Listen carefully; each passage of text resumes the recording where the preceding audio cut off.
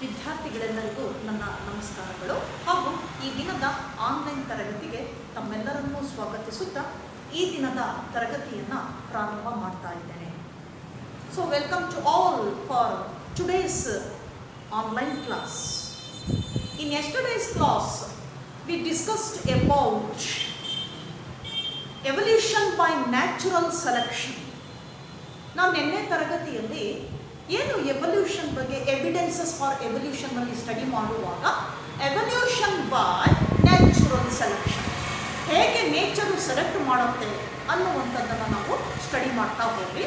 So one of the beautiful example for evolution from natural selection, that is in England in 1850s, before industrialization, that area free from pollution, so the tree trunks with white color. By that time two species of moth, that is one is white winged moth and dark winged moth, dark or melanized moth.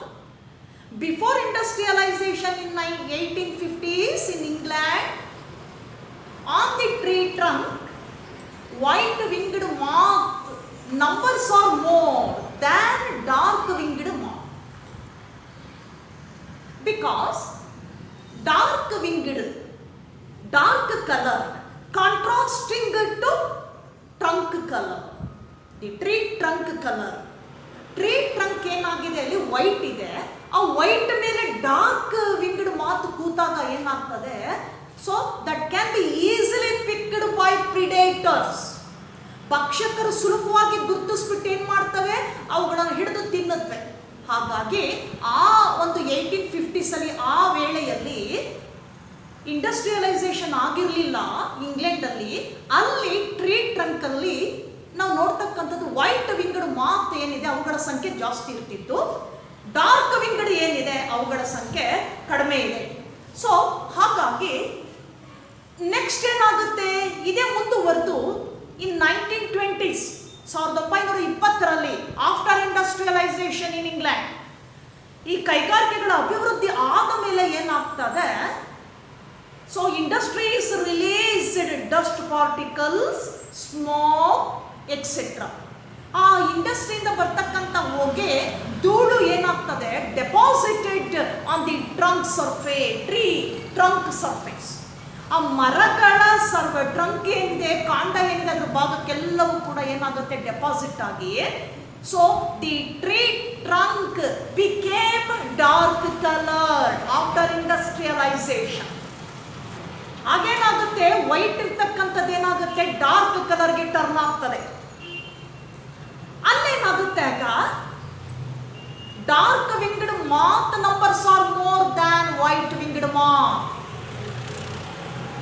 ಈ dark winged ಏನಿತ್ತು ಮಾತು, ಅದರ ಸಂಖ್ಯೆ ಜಾಸ್ತಿಯಾಗಿ ಕಂಡು ಬರುತ್ತೆ white winged ಮಾತ್ಗಿಂತ.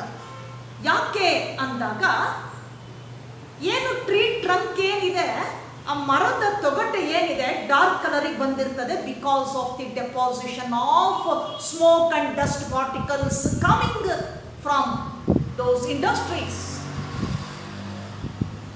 ಆ ಕಾರ್ಖಾನೆಗಳಿಂದ ಬಂದಿರತಕ್ಕಂಥ ಧೂಳು ಎಲ್ಲ ಕೂತು ಏನಾಗಿರ್ತದೆ, ವೈಟ್ ಆಗಿರ್ತಕ್ಕಂಥದ್ದು ಡಾರ್ಕ್ ಕಲರ್ಗೆ ಟರ್ನ್ ಆಗಿರ್ತದೆ. ಅಲ್ಲೇನಾಗುತ್ತೆ, ಡಾರ್ಕ್ ಕಲರಿನ ಮಾತು ಎಸ್ಕೇಪ್ ಆಗ್ತದೆ ಪ್ರಿಡೇಟರ್ಸ್ ಇಂದ. ವೈಟ್ ವಿಂಗ್ಡ್ ಮಾತ್ ಏನಾಗ್ತದೆ, ಸುಲಭವಾಗಿ ಐಡೆಂಟಿಫೈ ಆಗ್ತದೆ. ಹಾಗಾಗಿ ಆಫ್ಟರ್ ಇಂಡಸ್ಟ್ರಿಯಲೈಸೇಷನ್ ಆದಾಗ ಡಾರ್ಕ್ ವಿಂಗ್ಡ್ ಮಾತ್ ನಂಬರ್ಸ್ ಏನಿದೆ ಮೋರ್ ಜಾಸ್ತಿ ಇರುತ್ತೆ ವೈಟ್ ವಿಂಗ್ಡ್ ಮಾತ್ಗಿಂತ. So later in the mixed population of that moth, both white winged and dark or melanized moth in a mixed population, later they camouflage themselves. What is meant by camouflage? ಏನಾಗುತ್ತೆ ಮುಂದೆ, ಇದು ಈ ರೀತಿನೇ ಆದಾಗ ಸ್ಪೀಶೀಸ್ಗಳ ಸಂಖ್ಯೆ ಏನಾಗುತ್ತೆ, ಕಡಿಮೆ ಆಗ್ತಾ ಬರುತ್ತೆ ಮಾತ್ ಮಾತಿಂದು. ಬರ್ತಾ ಬರ್ತಾ ಏನಾಗುತ್ತೆ, ಎಕ್ಸ್ಟೆಂಟ್ ಆಗೋ ಚಾನ್ಸಸ್ ಇರ್ತದೆ. ಹಾಗಾಗಿ ಇವು ಸರ್ವೈವ್ ಆಗಬೇಕಾಗಿದೆ ಈಗ ಪ್ರಿಡೇಟರ್ಸ್ ಇಂದ. ಆಗೇನಾಗುತ್ತೆ, ಆ ಮಿಕ್ಸ್ಡ್ ಪಾಪ್ಯುಲೇಷನ್ ಅಲ್ಲಿ ವೈಟ್ ಇರುವಂಥದ್ದು ಡಾರ್ಕ್ ವಿಂಗ್ಡ್ ಇರ್ತಕ್ಕಂಥ ಪಾಪ್ಯುಲೇಷನ್ ಅಲ್ಲಿ ಏನಾಗ್ತದೆ, ದೇ ಕ್ಯಾಮೋಫ್ಲೇಜ್ ದೆಮ್ಸೆಲ್ಸ್. ಏನದು camouflage? What is meant by camouflage ಅಂತ ಕರಿತೇವೆ. That means they change the colour, wing colour, that colour so matched to that tree trunk. That color is suitable in that condition, then they survive. ಆಗೇನಾಗುತ್ತೆ, ಅದು ಒಂದು adaptation ಮಾಡ್ಕೊಳ್ತವೆ. ಯಾವುದು? ಆ marks camouflage ಅಂತ ಕರಿತೇವೆ.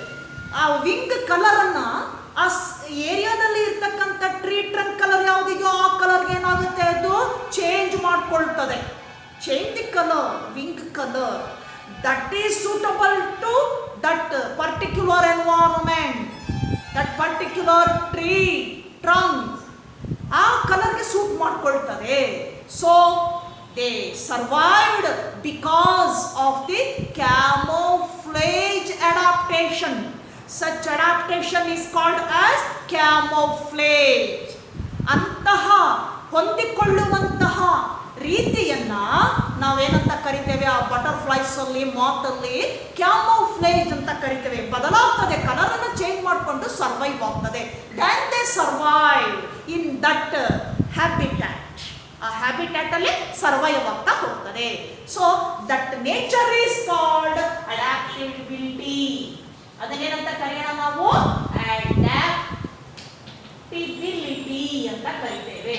So that type of adaptation is called camouflage ಅಂತ ಕರಿತೇವೆ.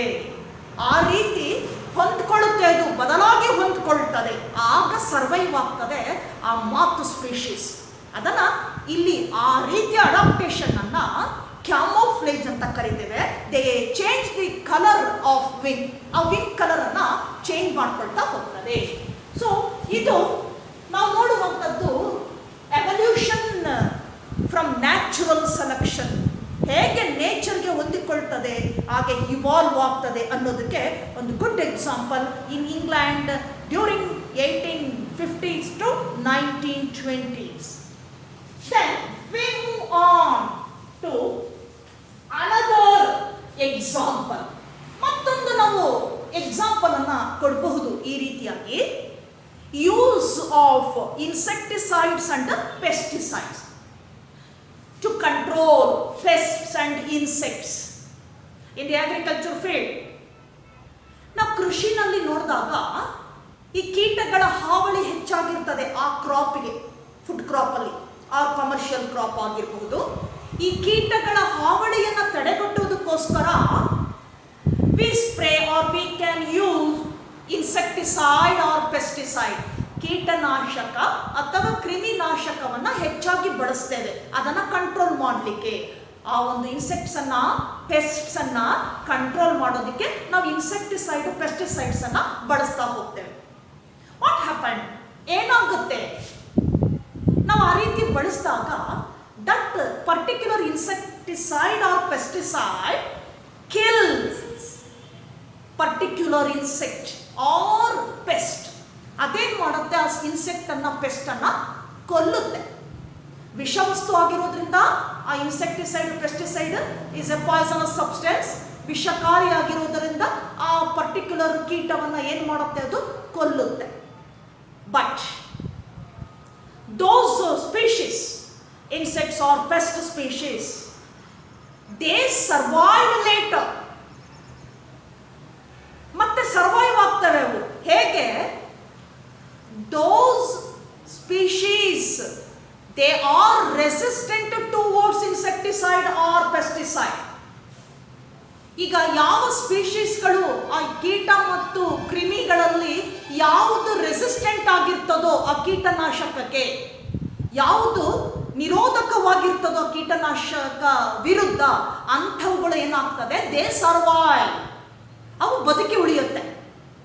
Because they resistant towards that particular insecticide and pesticide.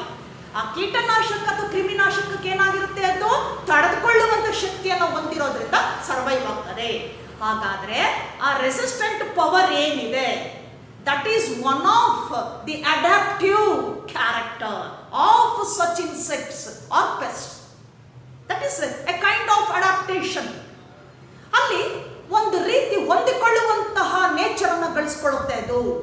ಹಾಗಾಗಿ ಆ ಸ್ಪೀಶೀಸ್ ಏನಾಗ್ತದೆ, ನಾವು ಎಷ್ಟೇ ಸಲ ಸ್ಪ್ರೇ ಮಾಡಿದ್ರೂ ಕೂಡ ಮತ್ತೆ ಮತ್ತೆ ಸ್ವಲ್ಪ ಗ್ಯಾಪ್ನ ನಂತರ ಬಂದು ಅಟ್ಯಾಕ್ ಮಾಡುತ್ತೆ. ಇದು ಕಾರಣವನ್ನು ನಾವು ಕೊಡ್ತಕ್ಕಂಥದ್ದು ನೇಚರು ಹೇಗೆ ಸೆಲೆಕ್ಟ್ ಮಾಡ್ತದೆ.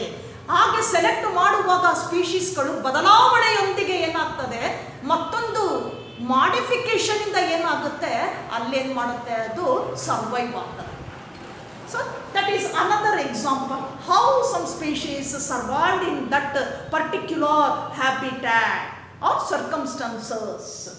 Now again one more example is there, that is use of antibiotics against eukaryotic cells or microorganisms. So we can use some antibiotics for fever, cold, cough, etc. ಈಗ ನಮಗೇನಾದರೂ ಜ್ವರ, ನೆಗಡಿ, ಕೆಮ್ಮು ಈ ರೀತಿಯಾಗಿರ್ತಕ್ಕಂತಹ ಡಿಸೀಸಸ್ ಕಂಡಾಗ ನಾವು ಆ್ಯಂಟಿಬಯೋಟಿಕ್ಸನ್ನು ತಗೊಳ್ತೇವೆ. ಈ ಆ್ಯಂಟಿಬಯೋಟಿಕ್ಸ್ ಏನು ಮಾಡುತ್ತೆ, ಆ ಡಿಸೀಸನ್ನು ಕಾಸ್ ಮಾಡಿರ್ತಕ್ಕಂಥ ಮೈಕ್ರೋ ಆರ್ಗ್ಯಾನಿಸಮನ್ನು ಏನು ಮಾಡುತ್ತೆ, ಅದು ಕೊಲ್ಲುತ್ತೆ, ದೇಹದ ಒಳಭಾಗದಲ್ಲಿ ಕೊಲ್ಲುತ್ತೆ. But the antibiotics, those microorganisms or eukaryotic cells resistant, some of them resistant towards such antibiotics.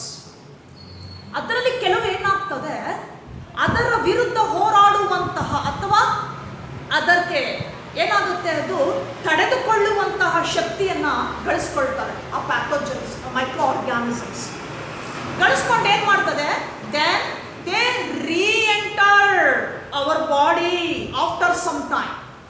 ಮತ್ತೆ ಸ್ವಲ್ಪ ಕಾಲವನ್ನು ಬಿಟ್ಬಿಟ್ಟು ಏನು ಮಾಡ್ತದೆ, ಮತ್ತೆ ನಮ್ಮ ದೇಹಕ್ಕೆ ಇದು ಹಾನಿಯನ್ನು ಉಂಟು ಮಾಡುತ್ತೆ.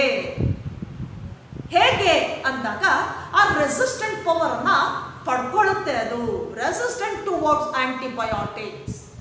ಸೊ ಇದು ನಾವು ನೋಡ್ತಕ್ಕಂತಹ ಒಂದು ಎಕ್ಸಾಂಪಲ್ಸು, ಹೇಗೆ ಸ್ಪೀಶೀಸು ಆ ಒಂದು ಹ್ಯಾಬಿಟ್ಯಾಟಲ್ಲಿ, ನೇಚರಲ್ಲಿ ಮತ್ತೆ ಸರ್ವೈವ್ ಆಗಿ ಉಳ್ಕೊಳ್ಳುತ್ತೆ ಅನ್ನೋದಕ್ಕೆ ಈ ಎಕ್ಸಾಂಪಲ್ಸನ್ನು ನಾವು ನೋಡ್ತಾ ಹೋಗ್ಬೋದು. That is evolution from natural selection. Nature can select species. ಈ ರೀತಿ ನೇಚರ್ ಏನು ಮಾಡುತ್ತೆ, ಅಲ್ಲಿ ಸೆಲೆಕ್ಟ್ ಮಾಡ್ಕೊಳ್ತಾರೆ, ಸ್ಪೀಶೀಸನ್ನು ಸೆಲೆಕ್ಟ್ ಮಾಡ್ಕೊಳ್ತದೆ. ಆ ಸೆಲೆಕ್ಟ್ ಮಾಡುವಂತಹ ಕೆಪಾಸಿಟಿ ಆ ನೇಚರನ್ನು ಆ ಸ್ಪೀಶೀಸ್ ಏನಾಗುತ್ತೆ, ಪಡ್ಕೊಳ್ಳುತ್ತೆ. That is called adaptation. That character is called adaptive character. ಹಾಗಾದ್ರೆ ಈ ಎವಲ್ಯೂಷನ್ ಅನ್ನು ನಾವು ಏನಂತ ಕರಿಬಹುದು?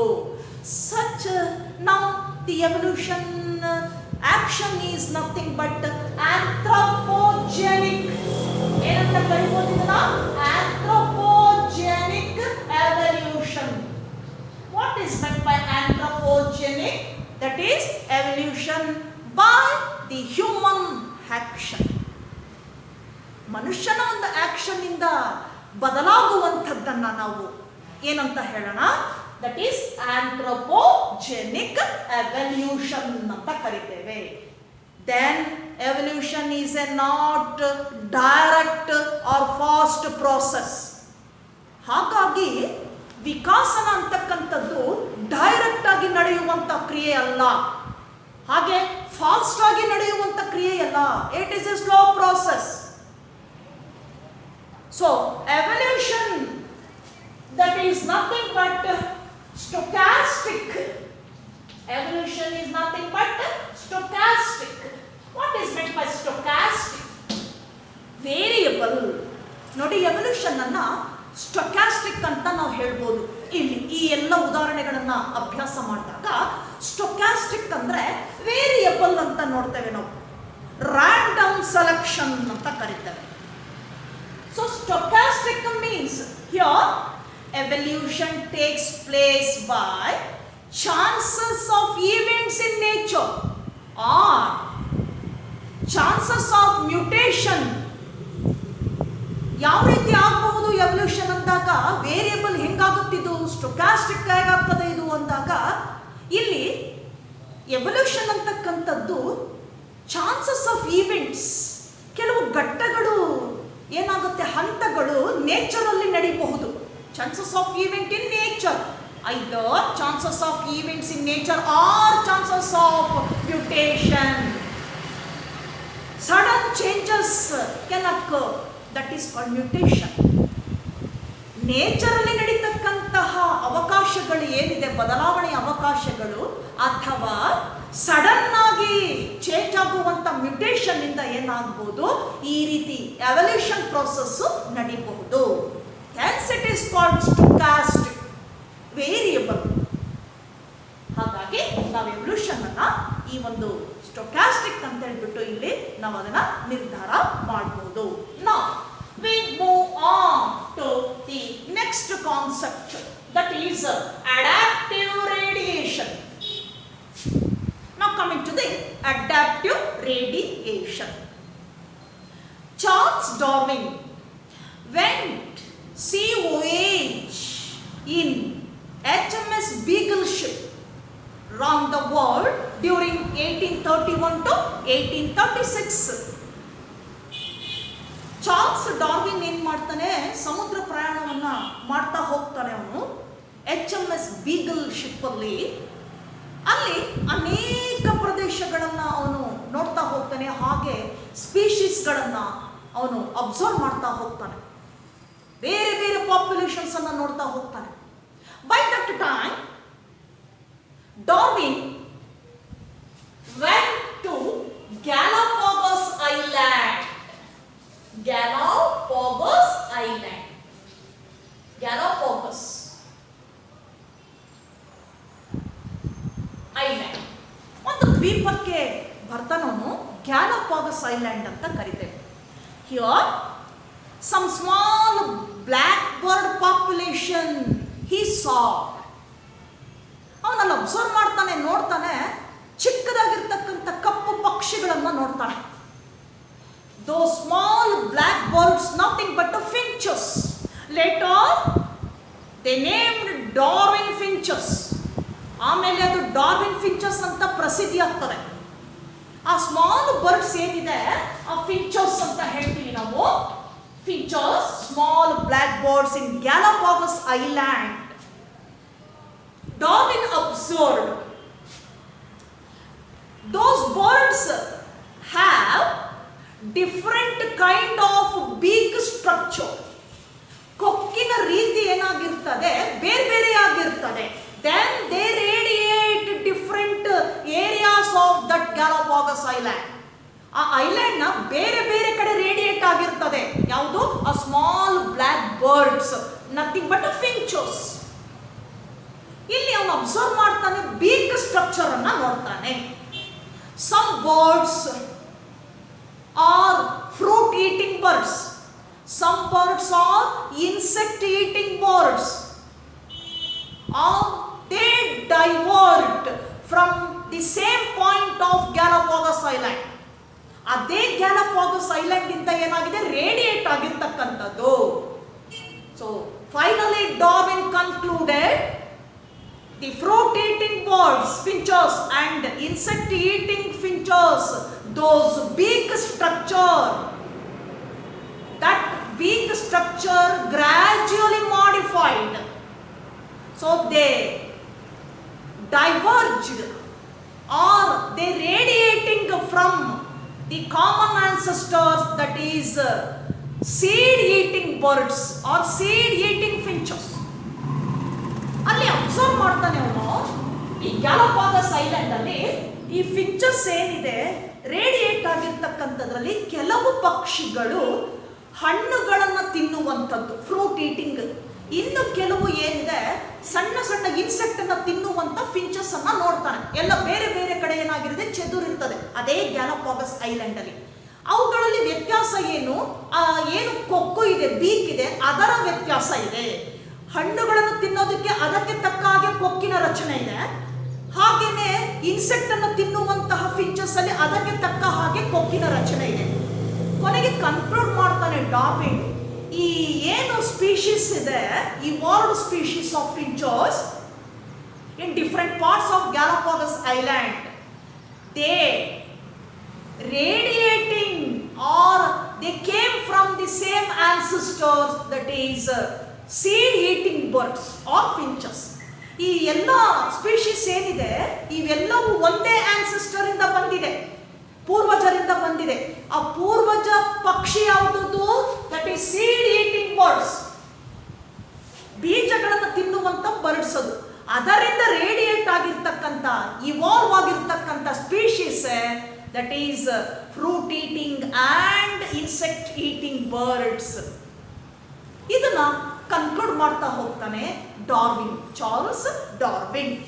Now the adaptive radiation, definition for adaptive radiation. ಹಾಗಾದ್ರೆ ಅಡ್ಯಾಪ್ಟಿವ್ ರೇಡಿಯೇಷನ್ ಅಂದ್ರೆ ಏನು ನೋಡ್ತಾ ಹೋಗೋಣ ನಾವೀಗ.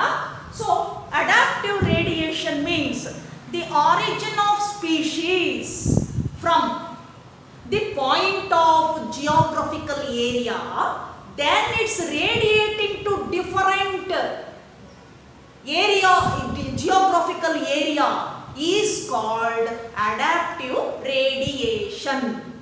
ಏನಂತ ಡಿಫೈನ್ ಮಾಡ್ಬೋದು ಹಾಗಾದ್ರೆ ಅಡ್ಯಾಪ್ಟಿವ್ ರೇಡಿಯೇಷನ್ ಅಂತಂದ್ರೆ, origin of species, origin of species from the point, ಒಂದು ಪಾಯಿಂಟ್ ಇಂದ ಸ್ಟಾರ್ಟ್ ಆಗ್ತದೆ, from the point of a geographical area, of a geographical area, then it's radiating to different geographical area. That is called adaptive radiation. ಈಗ ಆ species ಯಾವುದೋ ಒಂದು population ಇದೆ, species ಒಂದರಿಂದ ಏನಾಗುತ್ತೆ, ಅದು ಆರಿಜಿನ್ ಆಗ್ತದೆ ಒಂದು ಪಾಯಿಂಟ್ ಇಂದ. ಆರಿಜಿನ್ ಆಗಿರ್ತಕ್ಕಂಥ ಸ್ಪೀಶೀಸು ಕ್ರಮೇಣ ಏನಾಗ್ತದೆ, ಬೇರೆ ಬೇರೆ ಭಾಗಗಳಿಗೆ ಮಾಡಿಫಿಕೇಶನ್ ಇಂದ ಏನಾಗುತ್ತೆ, ಅದು ಅಲ್ಲಿ ಬೇರೆ ಬೇರೆ ಭಾಗಗಳಿಗೆ ಏನಾಗುತ್ತೆ, ಅದು ಚೆದರುತ್ತದೆ. ಇದನ್ನೇ ನಾವು ಏನಂತ ಕರಿತೇವೆ, adaptive radiation. In other words, adaptive radiation means that is origin of different characters from the same ancestors. So another definition for adaptive radiation, ಈ ಡೆಫಿನಿಷನ್ ಅನ್ನು ಕೊಡಬಹುದು, ಅಥವಾ origin of different characters from the same ancestors, ಒಂದೇ ಪೂರ್ವಜರಿಂದ ಅನೇಕ modified characters ಬಂದಿರುವಂತ ಸ್ಪೀಶೀಸ್ಗಳು ಏನಿದೆ, ಅವು radiating ಆಗಿರ್ತಕ್ಕಂಥದ್ದು, ಆ ಎಲ್ಲ ಸ್ಪೀಶೀಸ್ಗಳ ಪೂರ್ವಜರು ಒಬ್ಬರೇ. ಇದನ್ನ ನಾವೇನಂತ ಕರಿತೇವೆ, adaptive radiation. So examples for adaptive radiation, Australian ಮಾರ್ಸುಪಿಯಲ್ಸ್. ಹಾಗಾದ್ರೆ ಯಾವ ಉದಾಹರಣೆಯನ್ನು ಕೊಡಬಹುದು ಅಡ್ಯಾಪ್ಟಿವ್ ರೇಡಿಯೇಷನ್ಗೆ ಅಂದಾಗ, so beautiful examples for adaptive radiation, that is Australian ಮಾರ್ಸುಪಿಯಲ್ಸ್. Australian marsupials. So they found in continent of Australia. ಏನು ಆಸ್ಟ್ರೇಲಿಯಾ ಖಂಡದಲ್ಲಿ ಕಂಡು ಬರತಕ್ಕಂಥ ಈ ಮಾರ್ಸುಪಿಯಲ್ಸ್ ಒಂದು ಗುಡ್ ಎಕ್ಸಾಂಪಲ್ ಅಡ್ಯಾಪ್ಟಿವ್ ರೇಡಿಯೇಷನ್ಗೆ. ಹೇಗೆ ರೇಡಿಯೇಟ್ ಆಗಿದೆ ಮಾರ್ಸುಪಿಯಲ್ಸ್ ಅಂದಾಗ, look at this diagram. So Australian marsupial ancestors, all they radiating from the common ancestors. ನೋಡಿ ಯಾವ ರೀತಿ ರೇಡಿಯೇಟ್ ಆಗಿದೆ. ಆಸ್ಟ್ರೇಲಿಯನ್ ಮಾರ್ಸುಪಿಯಲ್ ಆನ್ಸೆಸ್ಟರ್ಸ್ ಇಂದ ಡಿಫರೆಂಟ್ ಸ್ಪೀಶೀಸ್ ಹೇಗೆ ರೇಡಿಯೇಟ್ ಆಗಿದೆ ನೋಡೋಣ.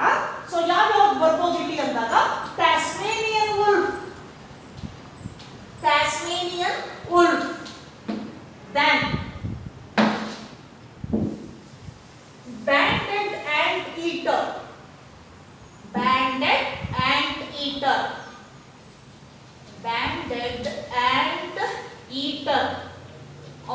Examples are given in your text book. ನಿಮ್ಮ ಟೆಕ್ಸ್ಟ್ ಬುಕ್ ಅಲ್ಲಿ ಕೊಟ್ಟಿದ್ದಾರೆ ಇದನ್ನು. ಆ ಆನ್ಸೆಸ್ಟರ್ಸ್ ಇಂದ ಯಾವ ರೀತಿ ರೇಡಿಯೇಟ್ ಆಗಿರ್ತಕ್ಕಂಥ ನ್ಯೂ ಸ್ಪೀಶೀಸ್ ಅನ್ನ ಕಾಂಟಿನೆಂಟ್, ಆಸ್ಟ್ರೇಲಿಯಾ ಕಾಂಟಿನೆಂಟ್ ಅಲ್ಲಿ ನಾವು ನೋಡಬಹುದು. ಒಂದು ಅಡಾಪ್ಟಿವ್ ರೇಡಿಯೇಷನ್ಗೆ ಗುಡ್ ಎಕ್ಸಾಂಪಲ್ಸ್ ಇದು. ಸೊ ಆಸ್ಟ್ರೇಲಿಯನ್ ಮಾರ್ಸುಪಿಯಲ್ ಆನ್ಸೆಸ್ಟರ್ಸ್ ಇಂದ ಟಾಸ್ಮೇನಿಯನ್ wolf, banded ant eater, tiger cat, kangaroo, then marsupial mouse,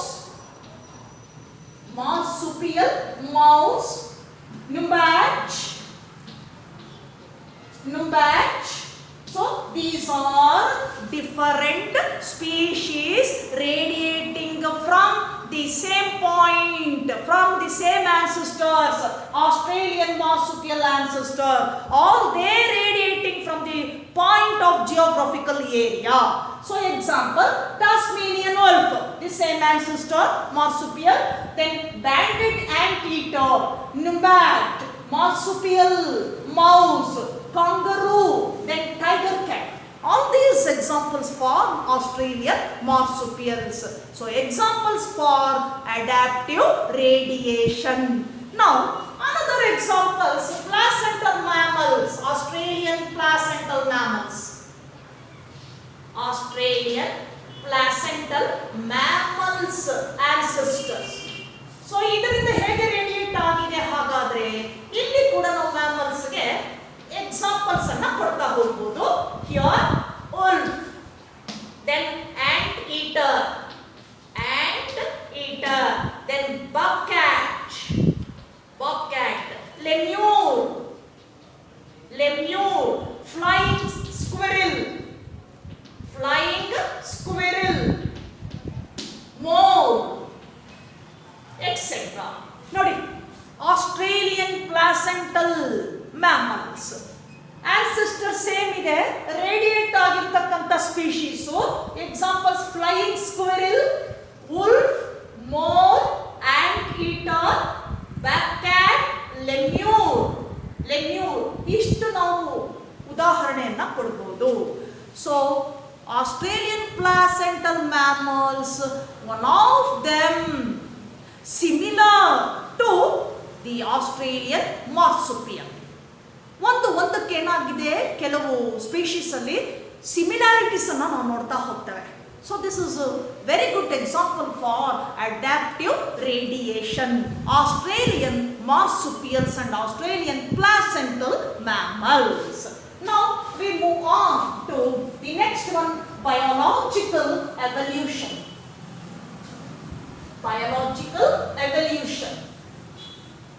So the biological evolution here, biological evolution.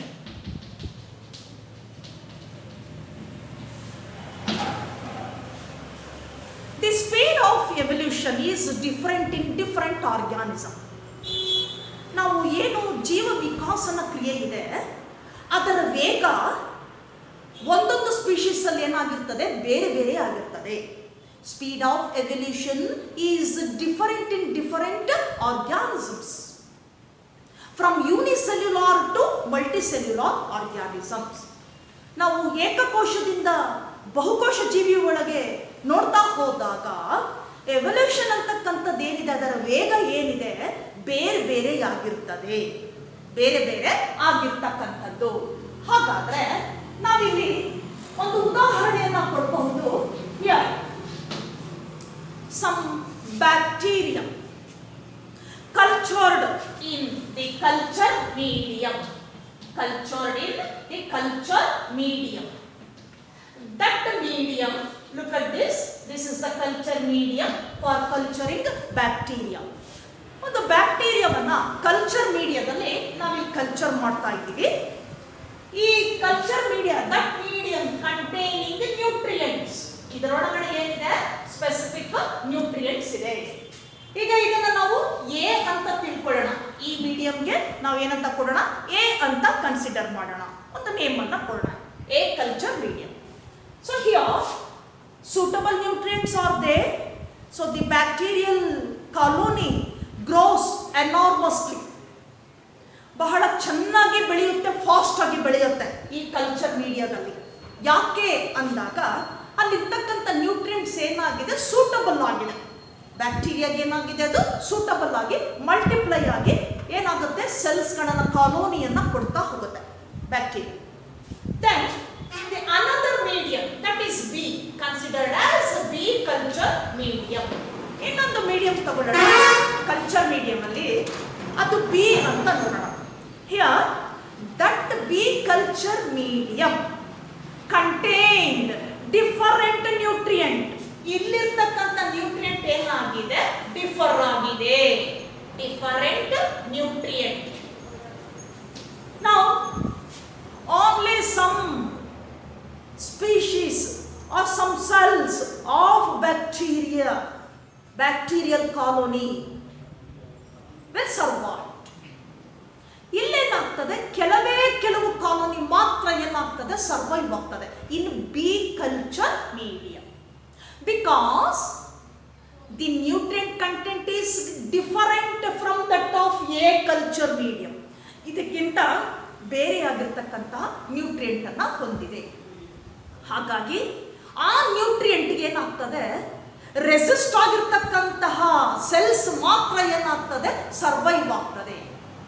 So those cells are resistant towards that nutrient, different nutrient, then they survive and multiply. Survive ಆಗಿ ಏನಾಗ್ತದೆ, ಅದು multiply ಆಗ್ತದೆ. ಹೇಗೆ resist ಆಯ್ತದು ಅಂದಾಗ, so they adapt the special mechanism or special adaptive nature to adjust that medium, then survive. ಆ special ಆಗಿ mechanism ಅನ್ನ ಅಡ್ಜಸ್ಟ್ ಮಾಡಿಕೊಂಡು ಆ ಅಡ್ಯಾಪ್ಟಿಬಿಲಿಟಿಯನ್ನ ಹೊಂದಿಕೊಂಡು ಏನು ಮಾಡುತ್ತೆ, ಅದು ಸರ್ವೈವ್ ಆಗ್ತದೆ. That is what we will call adaptability. ಅದನ್ನು ನಾವು ಹೊಂದಿಕೊಳ್ಳುವಂತಹ ನೇಚರ್ ಅಂತ ಹೇಳ್ಬಿಟ್ಟು ಕರಿತೇವೆ. So one of the example how they exist in different medium or in different habitat, similarly other organisms. ಇದು ನಾವು ಎಕ್ಸಾಂಪಲ್ ಅನ್ನ ಕೊಡುವಂಥದ್ದು ಯಾವ ಥರ ಅಲ್ಲಿ ಹೊಂದಿಕೊಳ್ಳುತ್ತದೆ ಅನ್ನುವಂಥದ್ದು. So adaptability is selected by nature. ಹಾಗಾದ್ರೆ adaptability ಇದೆಯಲ್ಲ, adaptability this is selected by nature. ಯಾರು ಆ ಹೊಂದಿಕೊಳ್ಳುವಂಥ ನೇಚರ್ ಕೊಡುವರು, ನೇಚರೇ ಕೊಡುತ್ತೆ, ಪ್ರಕೃತಿ ಕೊಡುತ್ತೆ ಆ ಒಂದು ಗುಣವನ್ನ. ದೆನ್ ಅದೇನಾಗ್ತದೆ, ಇನ್ಹೆರಿಟ್ ಸ್ಪೀಶೀಸ್ ಪ್ರೊಜೆನಿಯಲ್ಲಿ ಕಂಟಿನ್ಯೂ ಆಗ್ತದೆ ಅದು. ಸೊ ದಿ ಅಡ್ಯಾಪ್ಟಿಬಿಲಿಟಿ ಬರ್ತಕ್ಕಂಥದ್ದಲ್ಲಿ selected from nature and inherited. ಮುಂದಿನ ತಳಿಗಳಲ್ಲಿ ಏನಾಗುತ್ತೆ, ಅದು ಇನ್ಹೆರಿಟ್ ಆಗ್ತಾ ಹೋಗ್ತದೆ. ಸೊ ನಾವು move on to the two key concept of Darwin. Darwin key concept.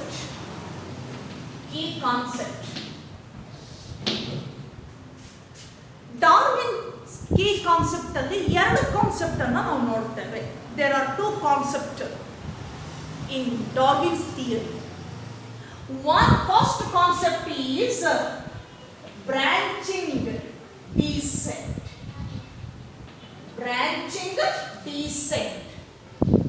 And the second concept is natural selection.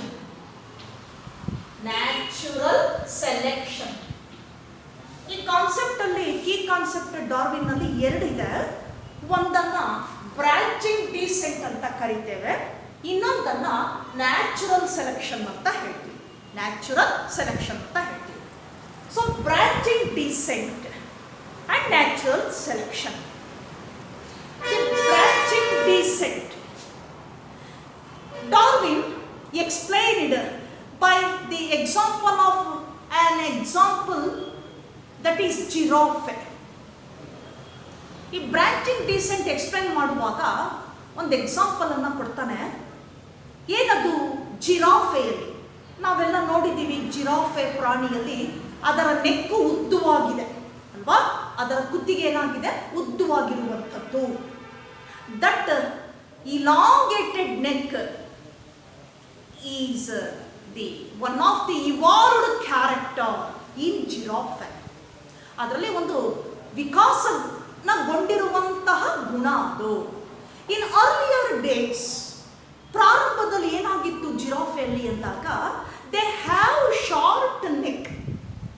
ಅವುಗೆ ಮಾಮೂಲಾಗಿ ಎಲ್ಲ ಪ್ರಾಣಿಗಳಲ್ಲಿರುವಂತೆ ಚಿಕ್ಕದಾಗಿರ್ತಕ್ಕಂಥ ನೆಕ್ ಇರ್ತದಕ್ಕೆ. ಯಾವುದಕ್ಕೆ? ಜಿರಾಫೆ ಚಿಕ್ಕದಾಗಿರುವಂತಹ ನೆಕ್ ಇತ್ತು.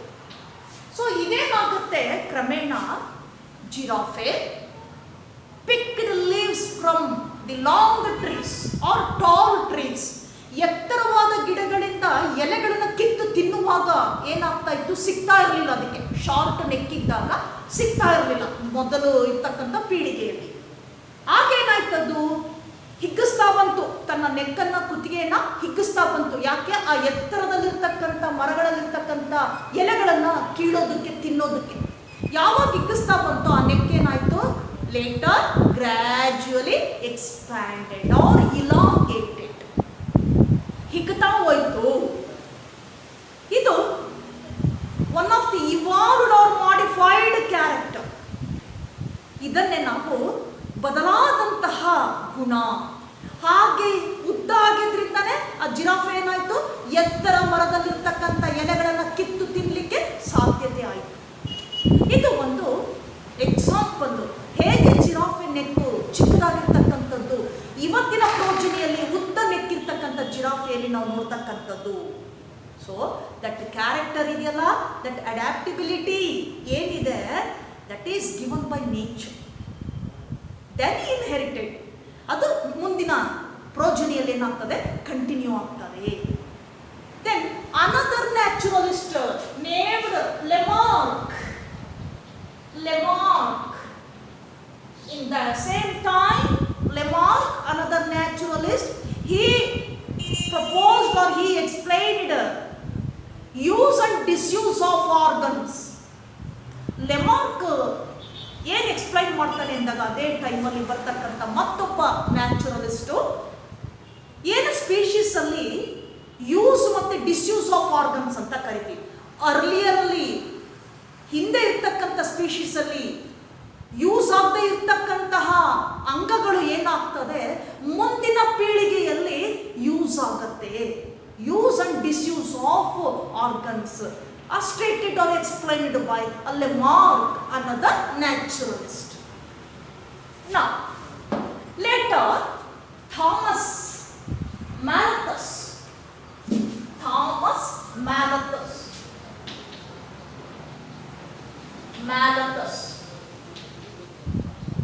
a scientist, according to him, he explained if resources in nature is more, the species population size will be stable.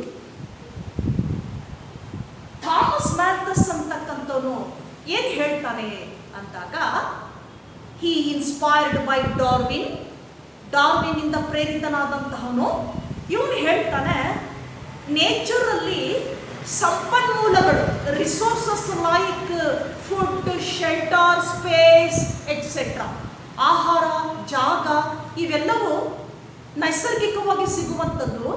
ಇವುಗಳ ಪ್ರಮಾಣ ನೇಚರಲ್ಲಿ ಜಾಸ್ತಿ ಇದ್ದಾಗ ಏನಾಗ್ತದೆ, ಅಲ್ಲಿ ಬದುಕುವಂತಹ ಸ್ಪೀಶೀಸ್ ಅಲ್ಲಿ ಏನಾಗುತ್ತೆ, ಜೀವಿಗಳಲ್ಲಿ ಏನಾಗ್ತದೆ, ಅದರ ಪಾಪ್ಯುಲೇಷನ್ ಸೈಜ್ ಏನಾಗ್ತದೆ, ಸ್ಟೇಬಲ್ ಆಗ್ತದೆ. ಇಫ್ ರಿಸೋರ್ಸಸ್ ಆರ್ ಲಿಮಿಟೆಡ್, ಕಡಿಮೆ ಇದ್ದಾಗ, ಆ ರಿಸೋರ್ಸಸ್ಸು ಕಡಿಮೆ ಇದ್ದಾಗ, ಸಂಪನ್ಮೂಲಗಳು ಕಡಿಮೆ ಇದ್ದಾಗ, ಆಹಾರ, ನೀರು, ಹಾಗೆ ಜಾಗ, ಇವೆಲ್ಲವೂ ಕೂಡ ಕಡಿಮೆ ಇದ್ದಾಗ ಪಾಪ್ಯುಲೇಷನ್ ಸೈಜ್ ಏನಾಗ್ತದೆ, ಸ್ಟೇಬಲ್ ಆಗಿರ್ತದೆ. ಇನ್ಕ್ರೀಸು ಆಗಲ್ಲ, ಡಿಸ್ಕ್ರೀಸು ಆಗಲ್ಲ. If resources in nature is unlimited, ತುಂಬಾ ಇದ್ದಾಗ ಏನಾಗುತ್ತೆ, ಅನ್ಲಿಮಿಟೆಡ್ ಆಗಿದ್ದಾಗ ಏನಾಗ್ತದೆ, population size grows enormously and become large. ಬೆಳೀತಾ ಹೋಗ್ತದೆ ಬಿಕಾಸ್ ಆಫ್ ಅನ್ಲಿಮಿಟೆಡ್ ರಿಸೋರ್ಸಸ್.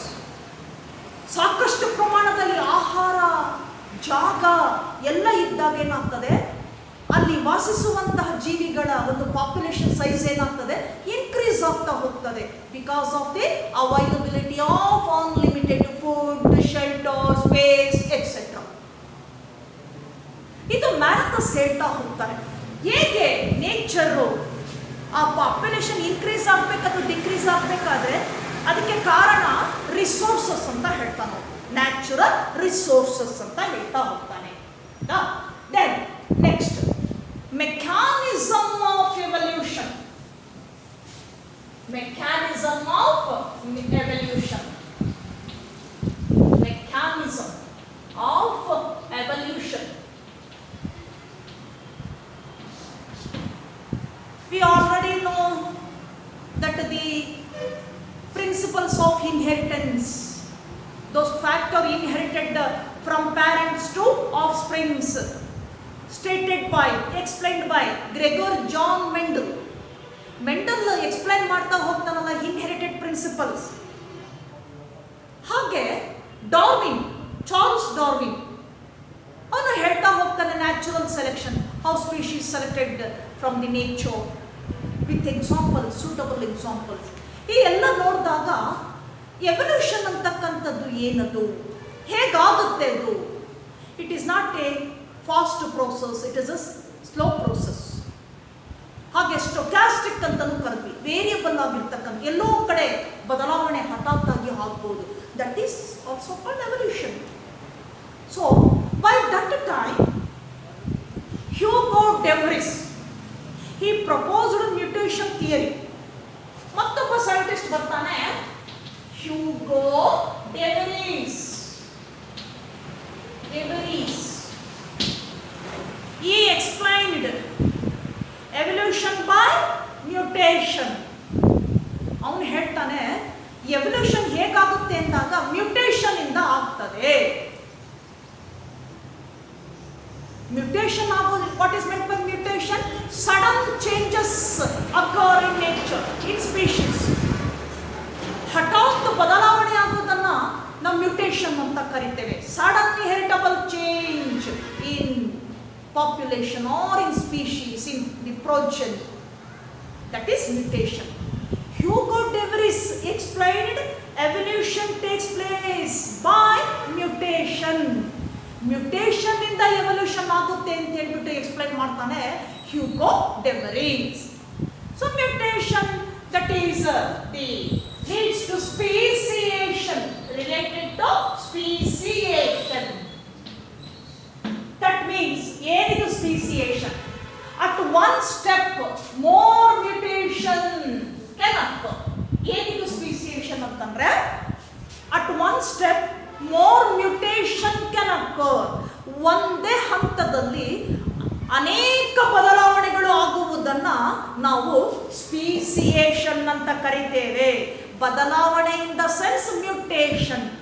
ಒಂದು ಸ್ಟೆಪ್ ಅಲ್ಲೇ ಹೆಚ್ಚಿನ ಮ್ಯೂಟೇಷನ್ ಆದಾಗ, ಸ್ಪೀಶೀಸ್ ಅಲ್ಲಿ ಎಲ್ಲ ಬದಲಾವಣೆ ಕಂಡು ಬಂದಾಗ ಅದನ್ನ ನಾವು ಸ್ಪೀಸಿಯೇಷನ್ ಅಂತ ಕರಿತೇವೆ. Speciation leads to ಸಾಲ್ಟೇಷನ್.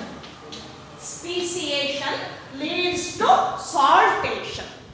Saltation means sudden evolutionary changes. Sudden evolutionary changes. Changes. What we will call saltation. These two terms are very important for board examination point of view. They may ask for 1 mark. What is speciation? What is saltation? So, speciation, at one step more mutation can occur. Then speciation leads to saltation. Saltation nothing but sudden evolutionary changes. That is saltation. So, this is mechanism of evolution.